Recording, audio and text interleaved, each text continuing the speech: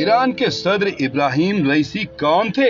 उन्हें ईरान के रहबर आला आयतुल्लाह अली खामनाई का जानशीन क्यों समझा जाता था? चीफ जस्टिस के ओहदे पर फायज रहने के दौरान क्या अहम वाकयात पेश आए?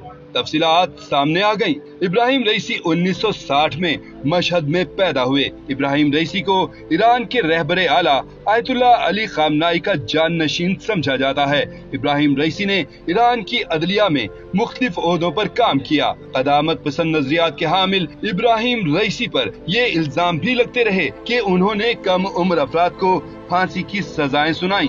63 साला इब्राहिम रईसी 2021 में ईरान के सदर बनने से कबल चीफ जस्टिस के ओहदे पर फाइज रहे। इससे कबल वो 3 दहाइयों तक मुल्क के कानूनी निजाम से मुंसलिक रहे थे।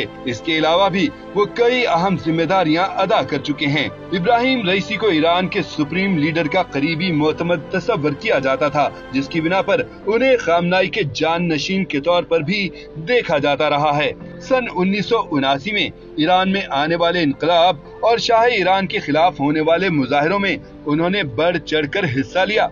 इब्राहिम रईसी को इनकलाब के बाद ईरान के सुप्रीम लीडर आयतुल्लाह खामनाई की कुर्बत भी हासिल रही, जो 1981 में ईरान के सदर बने थे। महज 25 बरस की उम्र में इब्राहिम रईसी ईरान की अदलिया में बतौर प्रोसिक्यूटर मुकर्रर हुए और तेहरान के डिप्टी प्रोसिक्यूटर के तौर पर भी काम करते रहे। इब्राहिम रईसी ने 2017 के सदारती इंतखाब में भी हिस्सा लिया था, ताहम हसन रूहानी ने उन्हें शिकस्त दे दी थी। वो 38% वोट हासिल करने में कामयाब हुए थे।